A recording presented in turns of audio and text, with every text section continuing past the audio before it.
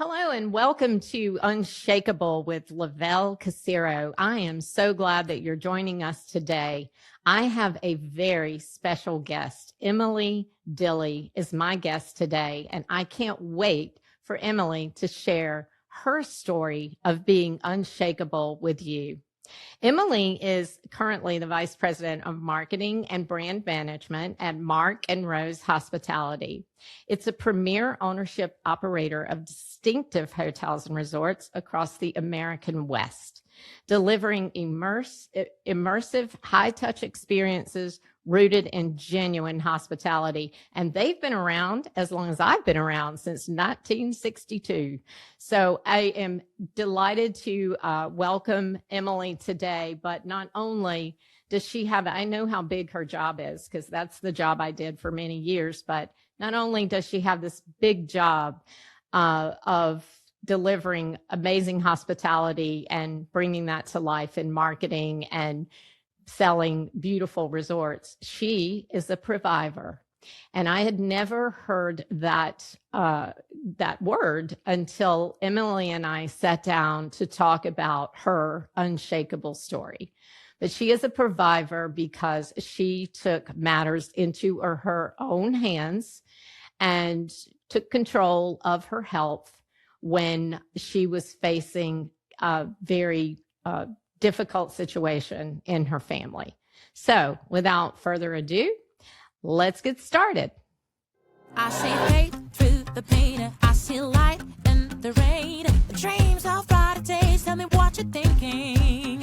I have hope in my spirit, flames of love in my heart.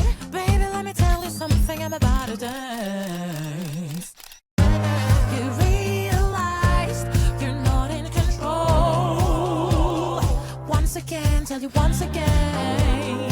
Hallelujah, I'm on my way to be the best version of me. Mama knows how to wake you up to dance. Mama knows and not mama knows how to wake you up to dance. Mama knows how to wake you up to dance. Mama knows and not mama knows how to wake you up to dance. Hi, Emily, and welcome to Unshakeable. I'm so glad you're here. Thank you for being willing to tell your story. So good to see you, Lavelle. Thank you for having me. Well, we were together about how time flies, right? We were together in Fort Myers about a month ago. And I was just talking about Unshakable and how I was looking for stories. And you reached out and said, I have a story, and you do have an amazing story. But before we get too far into that, first of all, I'd love to just hear a little bit about your upbringing. And when you were growing up, I know you were very close to your mom. And just, what was life like when you were growing up? Sure. What a fun opportunity to talk about her. I grew up in Portland, Oregon, and had the immense blessing of having a stay-at-home mom, which these days is very rare. My dad owned a boutique men's clothing store, so I grew up in retail. But my mom was everything. She was super mom. She was the Girl Scout troop leader. And when I got to high school and our cheerleading squad needed an advisor just so that we could actually exist, she said, I'll do it. She ran errands for my dad's store, but she was everywhere that everybody needed her to be. And on to when my sister and I had our babies, if we needed help. And even when I interviewed for the job I have now, actually, it was a busy time. We had 2 little kids. My husband worked, and I was going to this big interview, and my mom said, I'll fly down. I'll come watch the kids. So she did everything for us. She was an incredible role model, had a really wonderful childhood. I'm very blessed. Just because we share a very similar career, I, up until December, was the Senior Vice President of Commercial Strategies for a hotel management company. So I know what your day in the life of Emily is probably like. But what got you into hospitality? It sort of happened to me, which was wonderful. I had previously worked at private country clubs. I'd grown up in a country club. That was a world I was very familiar with, and I'd worked at several in Arizona, doing everything from events to internal marketing, communication with members, sort of a self-taught graphic designer, creating flyers and posters and all the things.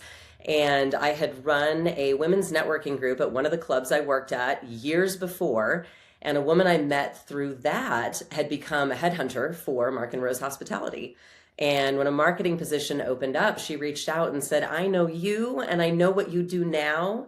And everything you're doing would relate beautifully to what they're looking for. So it really was presented to me as such a wonderful opportunity to take this variety of skills that I had developed over the years and really pour them all into one outlet with hospitality. I kind of selfishly, and I love that you started with it kind of found me, because that was my journey in hospitality. I didn't choose it. It found me. And I actually tried many times to do something else, and it just kept pulling me back in. And I ended up having an amazing career and lots of people that I met along the way, like yourself and others, that were just amazing people. And I am a little biased when it comes to that industry, because I do think that we are just fun people. We're nice people, because that's what hospitality is all about, right? So, well, I do want to get into your story. And thank you, first of all, for being so willing to share this, because I was just on a LinkedIn Live with a good friend and female founder that was talking about, she gave me an opportunity to talk about Unshakeable. And so she asked me, like, why now? What is your vision, and tell us about Unshakeable. And I said that there's so much going on in the world today that is negative, and that I want people to see Unshakeable as a beacon, as a light, and that everybody has a story. I believe that with all my heart. Now, since I've started saying that, a lot of people say, I don't have a story. Everybody has a story. And everybody specifically has a time in their lives where they've gone through something that has shaken them to the point they thought it was going to take them down. They weren't going to make it. They weren't going to see the other side. And so I'm delighted that you're willing to tell this story, because I think there are probably a lot of women out there, when they hear your story of becoming a Previvor, will find comfort in knowing that there's other people out there having to make some really hard decisions. So it was your mother who was diagnosed with cancer. So how old were you when that happened? And can you just tell us a little bit about the day that you found that out? Yeah. So I was, around 40, maybe not quite yet. It was the month that I got this job. So I had this wonderful news, this exciting career advancement, and my mom was diagnosed with breast cancer. And our initial reaction, aside from the shock and the fear, was people don't die from this anymore. It's okay. You've got this. And she had a good treatment plan. She went through chemo. She went through a double mastectomy and reconstruction, and was technically declared cancer-free. I mean, we have pictures of her being cancer-free with the little grandkids, and we kind of all took up the fight and were championing for my mom through this, but believed we had come through the other side. And less than a year later, she went in for just a checkup, and they realized it was kind of odd, because it was actually something on her skin that her dermatologist said, that worries me, please go back to your oncologist. And when they went back in, they said, it's back and it's everywhere. And there's nothing we're going to be able to do. So she lived about less than 8 months from that point, and we lost her actually coming up on 10 years ago. Wow. So I had never heard of triple negative breast cancer until it's probably been about going on 20 years ago now. Not 20 years, so it would be maybe 14, 15 years now. I had a good friend that was diagnosed with triple negative breast cancer. So when you told me your story, I was very familiar with the cancer free, and then it's back with a vengeance. And it's just, I know how heartbreaking it was for my friend. And even she shared with me that her mother was celebrating and so excited. And she said something in me just knew, like, it just didn't feel like we were going to be celebrating long. And she fought a hard fight, and like your mother, it overcame her, and she did not win. But tell me about what you went through. So I know the story, and I don't want to tell your story for you, but Sure. I know that in addition to having just started a new job, and going through this diagnosis with your mom, you personally had a situation as well. I did. So during that first year of her treatment, I discovered a lump in one of my breasts. And as knowing she was fighting, and we had no family history. I mean, of course, we knew people who had had breast cancer, but it was not on our radar. We were not worried about it. My mom had always joked, if I ever got breast cancer, I'd just cut them off and wear cute tank tops. She just, like, we just didn't take it seriously. But all of a sudden it became very real as she was battling. So I discovered a lump, immediately made an appointment to go in. And the facility I went to was great. They did a punch biopsy on the spot. So all of a sudden, what went to just, hey, let's check this out, became very real and terrifying. And what they discovered is, okay, what we saw is fine. It's benign. It's not cancer. But they informed me, you have very dense breast tissue, and that puts you in a different classification. And looking back now, I'm lucky I was in a facility and a place where they inform you of that. Over the last 10 years, I've learned that there's been major efforts in legislation to ensure that women are told that if you have dense breast tissue, and then also what that means. And it actually means an increased risk for breast cancer and a hugely increased risk for it being missed on mammograms. What they liken it to is looking in a dirty fishbowl and trying to see through. And so dense breast tissue on a mammograms don't work, basically. That started a roller coaster for me, and a really fun little regimen of every 6 months going in for either a diagnostic mammogram, an MRI, or an ultrasound, which was the only way that they could actually see what was going on. And every single time I went in, they found something they had to look at more closely. So, when you went through this, I guess, first of all, I would love for you just to talk about, because when you said Previvor for the first time to me, I said, I've never been shy about saying, what's that, if I don't Sure. know what it is. So I said, what did you say, Previvor? And you said, yes. I said, what's that? Yeah. So can you tell people who might be like me and not really know what that is? What does that term mean? Sure. Well, I didn't know either. And in my own research, it has now become kind of my badge of honor. And so the definition of a previvor is someone who takes action to reduce or eliminate the risk of a genetic cancer before it develops. So that had to be a really hard decision for you, because you are a beautiful lady. I have, I think we as women know that our bodies are how do I want to say that? But, I just know that I've always taken a lot of pride in the way that pride's probably not a great thing, but the way that I look and the way that I dress and the way that I fix my hair. And I mean, you're a girly girl. You're a Yes. girly girl, Emily. We are girly girls.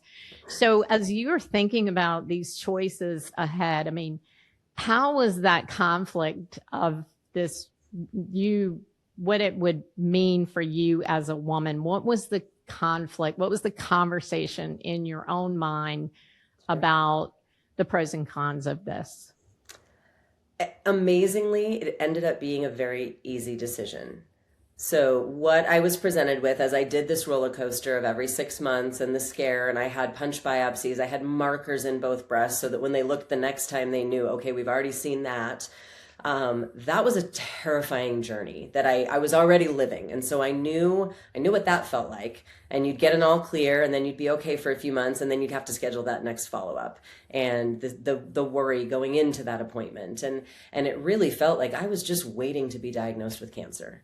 So the option became available to have a preventive double mastectomy, which would essentially eliminate almost, not quite 100%, but it's about as close as you can get to 100% eliminating the risk of developing breast cancer. I went to various doctors and I was referred to one in the East Valley here in Arizona that people called the breast specialist, and people from all over said, this is who you need to talk to. And thank goodness, because I met with another plastic surgeon who said, why would you mess with what God created? You're beautiful, you're young, you're healthy. Why? And really tried to talk me out of it. And I was very grateful to find the oncology surgeon that I did, that he said, I understand what you're going through, and I'm here to present to you the options. I'm here to fight for you based on your own history, your mom's history. We will get insurance to cover this. And if this is what you want to do, we'll make it happen. And that just validated. Yeah. I have a quick question because I don't remember if we talked about this before, but when you were going through the finding that you had a lump in your own breast and going through the process of continuing to go back over and over to have things looked at and checked up on every 6 months, was mom still living then? So when I first discovered the lump, my mom was still alive, but we did not share the news with her. She had her own fight that she was going through, and again, it was early and just kind of a figuring things out, and so I didn't want to worry her with that. Ultimately, she passed in June of 2016, and my ongoing little roller coaster continued from then on. So most of it was unfortunately after she passed. And I was talking to you about my friend, and I just remember how hard she fought to live. It was a little bit different situation. Your mother had grown children. She didn't. She had a little girl. But you and I talked about your mom's attitude, if you will, her mindset at the end. I'd love for you. I thought it was beautiful, actually, when you talked about that part and how your mother faced such unfortunate circumstances. Can you share a little bit about how she was at the end? Yeah, once she knew that she wasn't going to win this battle, and she fought through the first time and that whole round, she really did. And then when it came back and it was everywhere, it was very defeating. And that last Christmas we spent together, she said, sorry. That's okay. Crying is allowed. She said, I'm not scared because I know where I'm going, but I'm worried about you. And I have a sister who's 3 years younger, and all of our kids were born, so all of our kids knew her, but her kids were very little. And my kids had incredible opportunities to spend time, and they knew their Grammy. Her kids were a lot smaller, and that was her thought, and her only concern was for us missing her. So just the way that you described your childhood and your mom, not surprising that as she's leaving the world, she's more concerned about the family that she's leaving behind. And what a wonderful life to have led, that you feel confident and comfortable in knowing that you're going to a better place and that you'll be well again, you'll be whole. A lot of people today think that we don't have miracles, but sometimes the miracles are in the going home and you are made whole again. But let's go back to the day that you said it wasn't a difficult decision for you, and you were for about 6 months going through the. I think that actually was over the course of a year or two. So I really did go through that and continue. And then the interesting timing too is this all led up to the pandemic. So I had made my decision to have this surgery, had done all the pre-appointments, and was about to schedule my mastectomy. And then the pandemic hit. And so Oh, it was wow. considered elective. Everything was put on hold. And throughout the course of 2020, I kind of got complacent about it. I mean, obviously, we were all just trying to survive and had little kids at home doing school and all of that. Not quite so little, but kids. And towards the end of 2020 and into 2021, my husband said, we kind of put that on hold. Do you think we should revisit? And he had really felt a prompting to bring that back up. And the complacency came from I didn't have to go do those scans. So I wasn't having scans that were scary. It was almost like I kind of got a break and got to pretend it wasn't a problem. But I'm so grateful for his prompting. So we went ahead and scheduled the surgery. I did the mastectomy, and I think it was April or May of 2021. And as part of that, they do regular pathology. They just run it because they do. And I went in to meet with the oncologist post-surgery at that first appointment, and he said, I have to tell you something. The oncology showed several precancerous lesions. Wow. You just stopped your cancer. So there's no second guessing your decision at that point. Not that you would have, but there was Right. certainly no second guessing your decision at that point. Yeah. So Emily, let's talk a little bit about, I know that you're very passionate about wanting to tell the story of what you went through, because there are probably hundreds, if not thousands, of women out there today that are in similar situations. What would you say to them? I try to temper it. I am a cheerleader for this solution, but I also respect that it's not right for everyone. And so I want to educate people. I want people to know. There was a story, what was it, probably 20 years ago, that Angelina Jolie had a mastectomy. And hers was preventive. And it was something like, oh, that's something that a Hollywood star can do. And she's a little out there. And so that seemed like this very rash decision when she did it. I want to make it real to people that a mom, a working mom, just a normal person made this choice, and it may have saved my life, and it could for other people too. Your children are how old now? 19 and almost 17.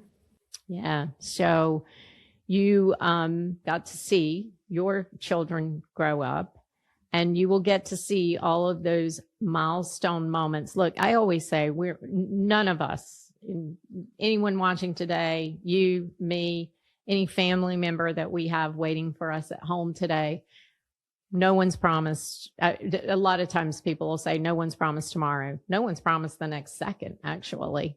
But when you could kind of take life into your own hands, take your life into your own hands and make some decisions about being around for those milestone moments. I mean, and especially like after the surgery and finding out that there were precancerous cells, and having just watched your mother fight, the battle of her life, and then winning, and then coming back around and having to fight all over again and not winning. So all of those emotions together and all of those things have to, when you look back on that, and obviously no one wants to live a day without their parents, and we all have to come to that one day, but I'm sure there's still a lot of emotions on that side of it, but it's got to be pretty gratifying that you had that option. You had people in the medical industry that was fighting for you, and helping you to work through the system of making sure insurance would pay for this, and all of those things. Based on kind of that, what would you tell somebody who may be hitting some hurdles today in trying to get through that process? Yeah, I mean, having the right provider was huge, and then having that advocate on my side. I believe it's worth fighting for your own health, and we really all have to take control of our own health, and that's something that I saw with my mom's journey. Is once she got that diagnosis, so many things were out of her hands. The protocol that she was put on was based on her doctor's belief. She actually had a friend diagnosed with triple negative, similar timing, and she's alive. They kind of flipped the order of the way they did things, and we'll never know. Was it the treatment? Was it just her body was able to fight it better? And as you mentioned, triple negative is very rare. It is, for people who don't know, it is negative to all three hormone receptors that all the treatments we have for breast cancer target the hormones. And so what's effective is it's either estrogen positive or, it's that. Triple negative is negative for all. So basically everything we have doesn't really work on triple negative. They just kind of try things. And sometimes it does, and often it doesn't. So I think educating yourself, and that's why I'm so passionate about sharing this option with people, is to know you get to make that choice. And it might, for you, like it did for me, stop you from having to face that cancer diagnosis where so many things are out of your hands and you're just at the mercy of the system. You have to fight for the right tests. And I was grateful that the places I went said, okay, this is what you need. Those are expensive. That was the other thing too, is the roller coaster of getting an MRI every 6 months or an ultrasound. Those are expensive. This, doing it once and done, was great. But my daughter's cheerleading coach last January was diagnosed with breast cancer. It took her almost 18 months to get diagnosed, and she knew something was wrong. And she came to me and said, what do I do? I know they won't give me this test, or I'm waiting on insurance to cover this. And something I had learned along the way was offer to cash pay. If you can't get your insurance to cover a particular test, you can go to that facility and say, what's the cash pay option? And ultimately her doing that led to the test that led to her diagnosis, which finally caught it and got her on a treatment plan. That is so interesting that we have a system today that, the health system, I think, is still broken, and there's been a lot of stabs at trying to fix it, but it is still like broken, and you almost can't afford sometime to be sick. So I am sure that there are a lot of foundations, and I'll probably do some research before we publish this episode to make sure that we provide some different resources. And you may even know some resources that you'd like to give a shout out to for people who may be going through this, or watch this show today and finds out next week that you are being diagnosed with cancer. And we are specifically talking about triple negative breast cancer today, but I can tell you, I know way too many people that are fighting a battle with cancer. I just know way too many people. And I think I watch my uncle who is about to start treatment for cancer. And I said to him yesterday, I was just, you have the best attitude, and that is going to help you so much in your healing. Like, he's not sitting down and saying, woe is me. He is living, and he's out there with a very positive attitude. And I think that goes a long way when you're in a situation like that. Would you agree with that, Emily? 100%. Yes. I've seen it with people fighting, and honestly, even going through my surgery and a reconstruction. It's not a small thing. It's a pretty major surgery. And the plastic surgeon said some people take 6 to 12 weeks off work, and really kind of wallow in it, and not to undermine. I mean, it is a different journey for everyone. But in gearing up for the surgery, really focused on making my body strong and doing what I could to be prepared for this major change. And then I had a plan in place coming out of it to say, I'm going to be rebuilding my body in a very different way. And I won't be able to lift anything upper body for a certain amount of time. I mean, they even said for the first week, you can't even open a refrigerator or a sliding glass door. Like there are certain things. And luckily my kids were old enough to be very helpful. But I think the attitude and it didn't feel hard for me. There were hard parts of it, and there were things that were not great, and it hurt. But overall, I look back on it, and it was doable, and I felt strong and empowered going through it just because of the attitude I had taken to approach the surgery and to approach the comeback. Well, I am delighted that you were comfortable to share your story. And I know that there is someone out there that is facing a similar situation or has a history in their family of triple negative breast cancer and maybe didn't even realize that they have these options available to them. But are there any, associations that you would recommend that people turn to for any research or resources? There are some that I follow. So American Cancer Society, I support, and I do a lot of volunteering with them. They're making strides against breast cancer walk. They have wonderful resources.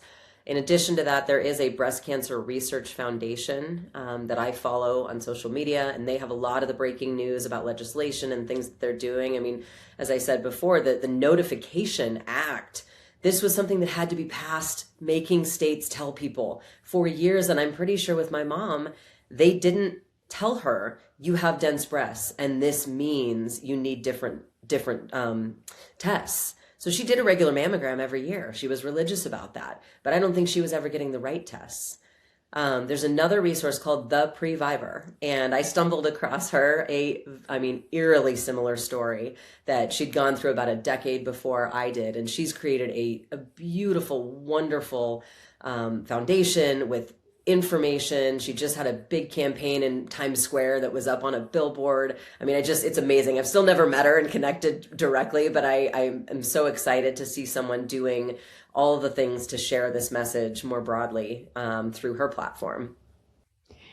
Well, maybe through this platform, you will meet her. Maybe now that she'll discover you and you've already discovered her. But listen, seriously, I can't thank you enough for being willing. This is the exact hope and vision that I had for this podcast. And like I said, it kind of started with my Unshakeable story, which is a much different story than what you have gone through and the survival that you have created for yourself by being a Previvor. But there are so many people out there that have a story. And the way that I look at it is you're kind of through your story and you're on the other side, and the other side is testimony. And then you've been able to take what you've gone through and give a testimony of not only being able to take your health into your own hands, but when the pathology report came back, knowing that you probably saved your own life by taking those measures and not waiting for them to discover something tangible down the road. It could have taken years, right? So I hope that will encourage others to look at those options, look at those resources. And as you said, Emily, it's not for everyone. And one of the first questions that I asked you when you were sharing your story with me was, did you have, you volunteered that you already had children. And so, had you not, it might have been a harder decision or something, different. You might have felt differently about it. It sounds like you had a lot of family support. Some people may not feel that they have that family support. So as you said, it's not for necessarily everyone, but there are people out there today that may not even know that it's available to them if they should decide that they want to take this course of action. So again, I appreciate you so much for telling your story, for being with me today on Unshakeable.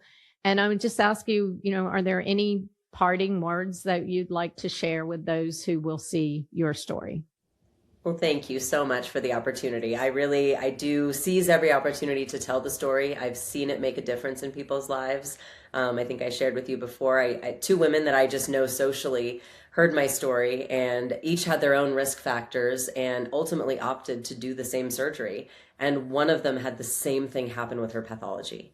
And so we have this little army now, and I am an open book. I know this can be a really hard subject for people, but I kind of journaled the whole process through videos on my Instagram stories, and I encourage people, I saved them as highlights. So for people that maybe don't feel comfortable reaching out to me directly, I say, please go watch them. If that just helps you to kind of do that from behind a computer and take it in. And then if you have questions, DM me, reach out to me. I'm an open book because I want it to be less scary for people. And I want to be able to offer just what I've learned along the way and anything I can to help someone else who might be facing a similar scary journey. You've actually helped me today, because I have never, in the last few years, I've never gotten a mammogram back that does not mention dense breast tissue. And so your explanation of that notification and all of that, I didn't even realize that law had to be passed, or that requirement had to be passed. So you've educated me to be more mindful of that. Like you said, we've never had breast cancer as a history in our family, but neither did you. And then you are here today sharing this story. So it's been really great to have you. And I appreciate that you put yourself out there, that if anyone is going through something, you can certainly find Emily on her social media and send a message directly to her, and that she would be happy to talk to you. I say this all the time: whatever you are going through in life you can take the sting out of it when you make it through by helping someone who's at the beginning of that same journey. So the things that I have been through in my life that could have broken me, I am delighted to share them with people. I was having a conversation recently with someone who's going through a toxic environment at work, and I was able to talk her through some things, and it was music to my ear at the end of it when she said, I feel more grounded after talking to you. Another situation presented itself the other day where someone was recently diagnosed with depression, and I said, you need to talk to me, because I've been there, done that, and I'd love to, help you understand what I went through. And that's what this show is all about. So if you have been through a unshakable situation and you have survived, I would like you to reach out to me and let's tell your story, because there are hundreds, thousands, tens of thousands of people just like you that are going through a similar situation in their life, and your survival of that situation and coming through unshakable can help others. And that's really what we're put on this earth to do, help one another. So share this story with anyone that you think may need to hear this. Please comment on whatever podcast venue that you watch on, so that we can help to continue sharing the messages of unshakable people that will be on this show. And until I see you again, be safe, be well, and most of all, be you. God bless. I see hate through the pain, I see light in the rain. Dreams of brighter days, tell me what you're thinking. I have hope in my spirit, flames of love in my heart.